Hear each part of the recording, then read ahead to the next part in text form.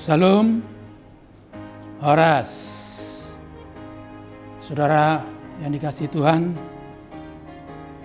mari kita mendengarkan firman Tuhan yang saya bacakan dari Injil Markus pasal 13 ayat 13. Demikian bunyinya, kamu akan dibenci semua orang oleh karena namaku. Tetapi orang yang bertahan sampai kesudahannya, ia akan selamat. Sekali lagi, kamu akan dibenci semua orang oleh karena namaku. Tetapi orang yang bertahan sampai kesudahannya, ia akan selamat. Saudara yang dikasihi Tuhan, kalau dikatakan dibenci, kebencian itu menggambarkan kegelapan. Dan itulah yang terjadi di tengah-tengah dunia ini. Antara kegelapan, antara gelap dan terang. Terus saling berperang.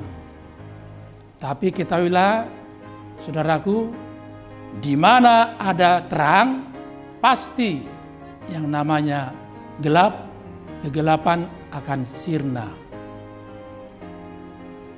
Tidak pernah oleh gelap, terang menjadi gelap. Nah, inilah sukacita bagi kita setiap mengikut Kristus. Karena Yesus Kristus datang ke dunia bawa terang, supaya terang hati kita, terang pikiran kita, dan terang juga berbuat segala sesuatu. Tetapi begitulah, di saat kita berbuat baik, maka di situ juga ada yang mengintip, yang mengancam, supaya perbuatan yang baik itu menjadi gagal. Karena itu diingatkan oleh Tuhan Yesus, selaku kita pengikut Kristus Yesus. Jelas kita disadarkan sesadar-sadarnya, kamu akan dibenci semua orang oleh karena namaku. Tapi di tengah-tengah kesukaran, kesulitan demikian, kita juga dihibur, kita juga diangkat, kita juga diberi roh pengharapan supaya kita bangkit. Kenapa? Karena janjinya, tetapi orang yang bertahan sampai kesudahannya, ia akan selamat. Saudara yang dikasihi Tuhan, oleh firman Tuhan hari ini, kita betul-betul didorong agar kita tetap mempertahankan iman kita. Ya, ibarat hidup ini seperti rel kereta api. Selama kereta api itu berjalan sejajar dengan rel, dia selamat. Tapi ketika melenceng menyimpang, kehancuranlah yang terjadi. Dan itulah yang terjadi dengan dunia hari ini. Termasuk kita orang-orang percaya. Di tengah-tengah mungkin kita menghadapi rintangan, tantangan, terancam jiwa kita. Ada yang menyerah, ada yang bertahan, ada yang putus asa, ada yang masa bodoh. Tapi hari ini firman Tuhan mengatakan, orang yang bertahan sampai kesudahannya, ia akan selamat.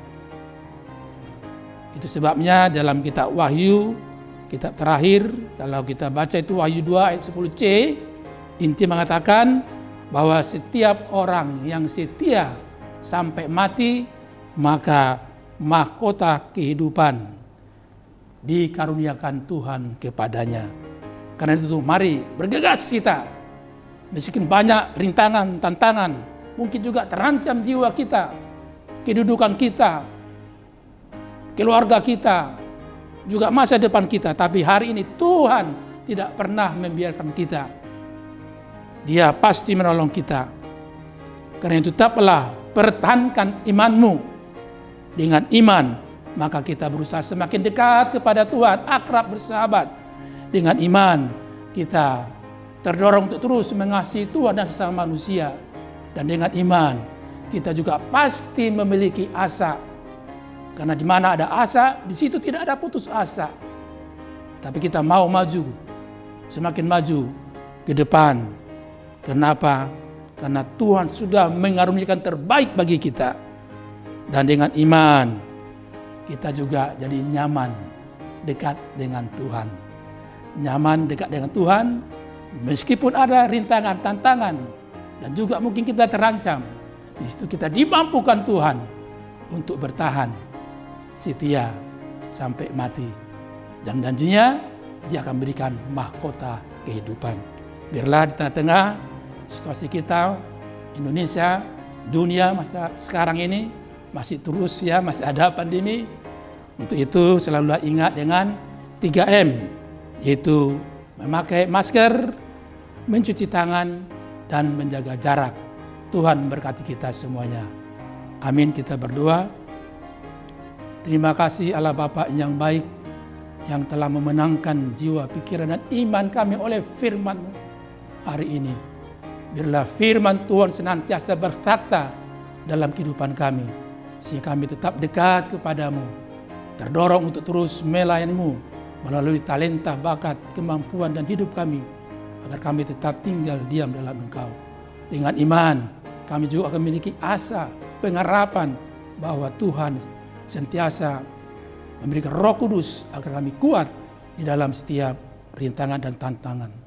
Dengan iman juga kami jadi nyaman dekat dengan Tuhan. Kalaupun ada tantangan, ada kesulitan, kami yakin dan percaya Tuhan pasti menolong kami. Berkati seluruh jemaat-Mu dimanapun mereka berada, Engkau ada dalam kehidupan mereka, bahkan juga di dalam masa depan mereka. Terpujilah nama-Mu Yesus, kekal sampai selama-lamanya. Amin. Anugerah dari Tuhan Yesus Kristus dan kasih Allah Bapa dan persekutuan Roh Kudus menyertai kamu. Amin.